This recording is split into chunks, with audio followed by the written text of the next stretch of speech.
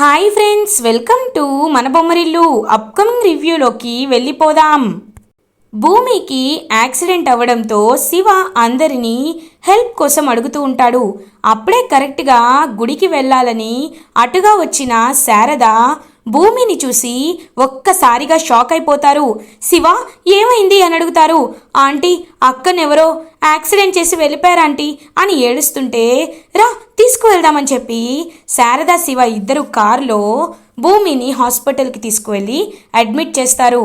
ఇంకా డాక్టర్ భూమికి ట్రీట్మెంట్ ఇస్తూ ఉంటారు. డాక్టర్, ఇప్పుడు భూమికి ఎలా ఉంది అని అడుగుతారు. శారద, తనకి తలకి బలమైన గాయం తగిలింది అండ్ బ్లీడింగ్ కూడా చాలా జరిగింది కాబట్టి తను క్రిటికల్ పొజిషన్లో ఉంది. కోమాలో కూడా వెళ్ళిపోయే అవకాశాలు ఉన్నాయి కాబట్టి తను కోమాలోకి వెళ్తుందా లేకపోతే తను మళ్ళీ తిరిగి మామూలు మనిషి అవుతుందా అనేది ఈ రోజు గడిస్తే కానీ చెప్పలేమని చెప్పి డాక్టర్ అక్కడి నుండి వెళ్ళిపోతారు. ఒక్కసారిగా ఆ మాటలు విని కుప్ప కూలిపోతుంది పాపం శారద. ఇంకలా శివ శారదని ఓదారుస్తూ, ఆంటీ ఏమీ కాదంటీ, అక్కకేమీ కాదు, అక్క చాలా మంచిది అని చెప్పి పాపం అలా శారదని ఓదారుస్తూ ఉంటాడు శివ. అప్పుడే కరెక్ట్గా గగన్ ఇంటికి రీచ్ అవుతాడు. చుట్టూ చూస్తూ అమ్మా అమ్మా అని పిలుస్తూ ఉంటాడు. ఎక్కడ శారద కనిపించదు. ఇదేంటి అమ్మ కనిపించటం లేదు అని చెప్పి ఇంక వెంటనే గగన్ అయితే శారదకి కాల్ చేస్తాడు.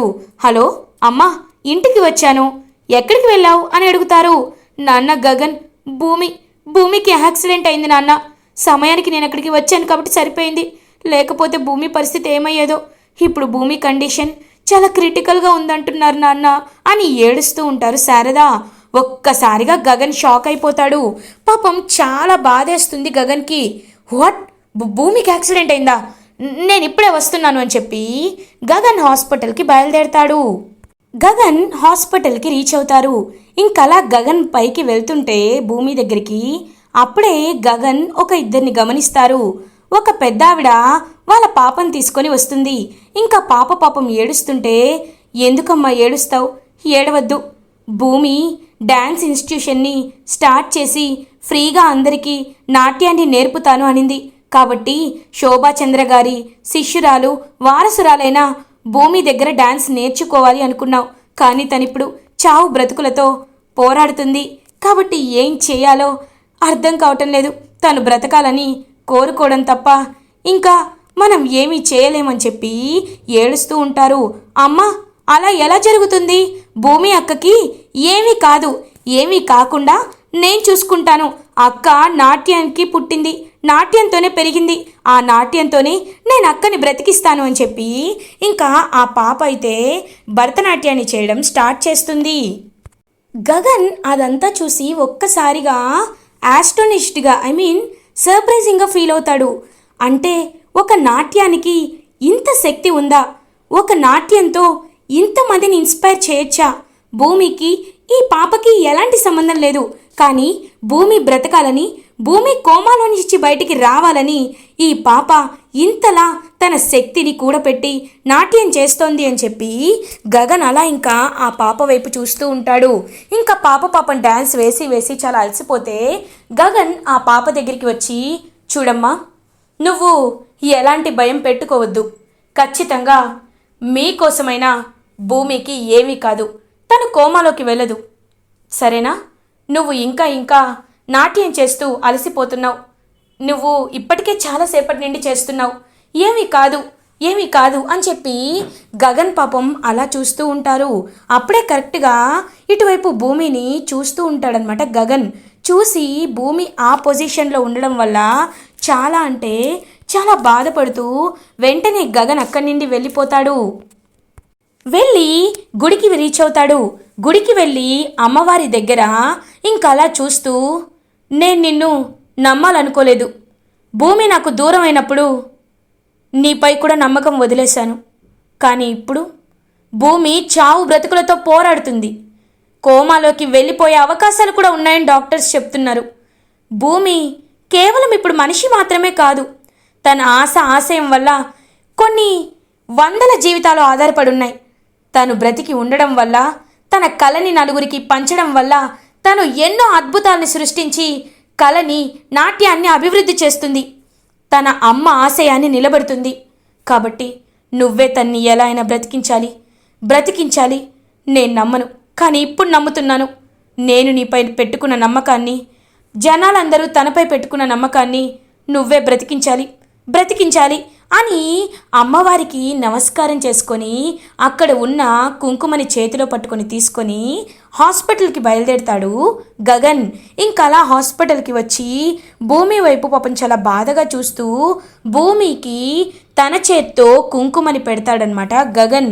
ఇంకా భూమి అలా గగన్ స్పర్శ తాకగానే భూమికి చలనం వచ్చినట్లు అనిపిస్తూ ఉంటుంది. అలా ఇంకా గగన్ బయటికి వచ్చేస్తాడు.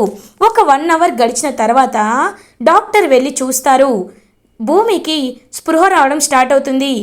ఎస్, మీరు కోరుకున్నట్లే జరిగింది. ఇంకా భూమి అలా కళ్ళు తెరిచి చూస్తూ ఉంటే అప్పుడే పాపం భూమికి అలా సైడ్ నుండి గగన్ కనబడతాడు. కానీ గగన్ భూమిని చూసిన వెంటనే ఫేస్ పక్కకి తిప్పుకొని శారద దగ్గరికి వస్తారు. అమ్మ, చెర్రీకి కాల్ చేశాను, వాళ్ళు బయలుదేరుతున్నారు. వాళ్ళు వచ్చేలోపు మనం ఇక్కడ ఉండకపోవడమే మంచిది అని అంటారు. ఇంకా వెంటనే అలా చూస్తూ ఉంటుంది శారద. నాన్న, గగన్ అని అంటారు. అమ్మా ప్లీజ్, నేను చెప్తున్నాను కదా శివ, మేము చెప్పే పరిస్థితిలో లేము. అమ్మ కూడా తనతో మాట్లాడలేదు. కాబట్టి నువ్వే భూమికి మేము వెళ్తున్నామని చెప్పేసిరా అని చెప్పి ఇంకా కార్ దగ్గరికి వెళ్ళిపోతారు గగన్ అండ్ శారద. ఇంకా పాపం భూమి దగ్గరికి వస్తాడు శివ. అక్క, నీకేమైపోతుందోనని ఎంతమంది బెంగ పెట్టుకున్నారో తెలుసా? బావైతే విలవిల్లాడిపోయాడక్క. ఖచ్చితంగా నువ్వు బ్రతకాలని దేవుడి దగ్గరికి వెళ్ళి కుంకుమని తీసుకువచ్చి నీకు బొట్టు పెట్టాడక్క. అప్పుడు నువ్వు స్పృహలోకి వచ్చావక్క అని జరిగిందంతా చెప్తారు. పాపం భూమి చాలా అంటే చాలా హ్యాపీగా ఫీల్ అవుతుంది. అమ్మ, అక్క, ఒక్కటి మాత్రం నిజమక్క, బావ పైకి నటిస్తున్నాడు కానీ నీపై బావకి ప్రాణం కంటే ఎక్కువ ప్రేమ ఉందక్క. బావని నిన్ను ఎవరు విడతీయలేరు, ఇది మాత్రం నిజం అని చెప్పి ఇంకలా కన్నీళ్ళు తుడుచుకుంటూ అక్కడి నుండి వెళ్ళిపోతాడు శివ. కరెక్ట్గా అప్పుడే చెర్రీ, శరత్చంద్ర హాస్పిటల్కి రీచ్ అవుతారు. అమ్మా, భూమి అని చెప్పి భూమి దగ్గరికి వస్తారు శరత్చంద్ర. ఇంకా భూమి కళ్ళు తెరిచి నాన్న అని చూస్తూ ఉంటుంది. ఇంకప్పుడే భూమి కళ్ళు తెరిచిందని చెప్పి అందరూ, ఎవరైతే పిల్లలందరూ ఉంటారో డ్యాన్స్ నేర్చుకోవడానికి ఇంట్రెస్టెడ్గా ఉన్న పిల్లలు, వాళ్ళందరూ వచ్చి చూస్తూ ఉంటారు. చూసి పాపం అక్క కళ్ళు తెరిచింది అని చెప్పి ఎంతో హ్యాపీగా ఫీల్ అవుతారు. ఇంకలా వాళ్ళందరినీ చూస్తూ ఉంటాడనమాట శరత్చంద్ర. మీరందరూ మా భూమిని ఎంతలానో అభిమానిస్తున్నారు, నాకు చాలా సంతోషంగా ఉంది. అమ్మ భూమి, ఇంటికి వెళ్దామమ్మా అని చెప్పి భూమిని డిశ్చార్జ్ చేసి ఇంటికి తీసుకువెళ్తాడు శరత్చంద్ర. భూమిని, శరత్చంద్రని చూసిన అపూర్వ ఒక్కసారిగా షాక్ అయిపోతుంది. అలా ఇంకా చూస్తూ ఉండిపోతుంది. ఇదేంటి ఇలా జరిగింది? అయినా బావేంటి ఇంటికి తీసుకొచ్చేశాడు? సాధన ఏదో చేసేస్తాను అనింది, కానీ అలాంటిది ఏమీ జరగదని నాకు బాగా తెలుసు అని చెప్పి ఇంకలా భూమి వైపు ఈర్ష్యతో, అసూయతో చూస్తూ ఉంటుంది అపూర్వ. పాపం భూమి దగ్గరికి వచ్చి ఇంకలా ట్యాబ్లెట్స్ అవన్నీ ఇస్తూ ఉంటారు కృష్ణప్రసాద్. అమ్మ భూమి, నాకు శారద జరిగిందంతా ఫోన్ చేసి చెప్పిందమ్మా. గగన్ నీపై కొండంత ప్రేమతో ఉన్నాడు. అది కాకుండా డ్యాన్స్ ఇన్స్టిట్యూషన్ విషయంలో గగన్ ఏదైనా నిర్ణయం తీసుకుంటాడేమోనని నాకు అనిపిస్తుంది అని అంటారు. కానీ మావయ్య, ఎక్కడ మావయ్య, ఆయన నా విషయంలో నిర్ణయం ఎలా తీసుకుంటారో అని బాధపడుతుంది. లేదమ్మా, వాడిని కన్న తండ్రిగా నేను చెప్తున్నాను. గగన్ ఎవరైనా తను బాధపడినా పర్లేదు, కానీ వేరే వాళ్ళు బాధపడితే మాత్రం ఊరుకోలేడు. కాబట్టి ఖచ్చితంగా గగన్ ఒక నిర్ణయాన్ని తీసుకునే ఉంటాడు. నువ్వేమి బాధపడద్దమ్మా అని చెప్పి ఇంకలా అక్కడి నుండి వెళ్ళిపోతారు కృష్ణప్రసాద్.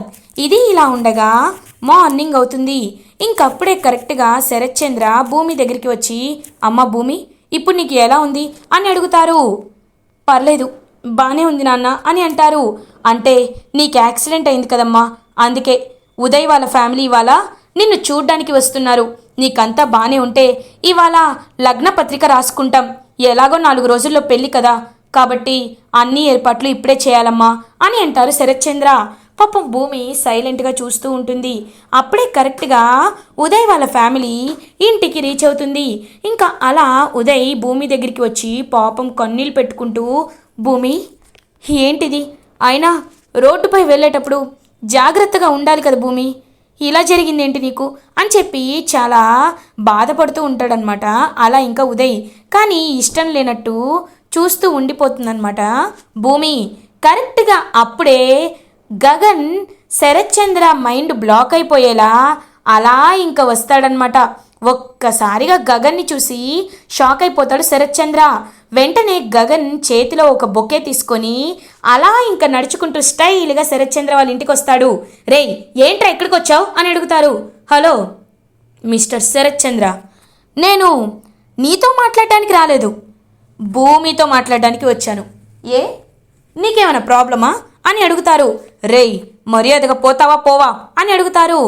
అయ్యో ఏంటి ఏంటి నీ ప్రాబ్లం, ఇప్పుడు నేను బయటకు వెళ్ళాలి అంతేనా, వెళ్తాను, కానీ భూమికి ఒక ముఖ్యమైన విషయం చెప్పి అప్పుడు వెళ్తాను, అప్పటి వరకు ఇక్కడే ఉండు అని చెప్పి అలా ఇంకా వెళ్ళిపోతూ ఉంటాడనమాట గగన్. ఇంకా ఉదయ్ చూసి మీరిక్కడ అని అడుగుతారు.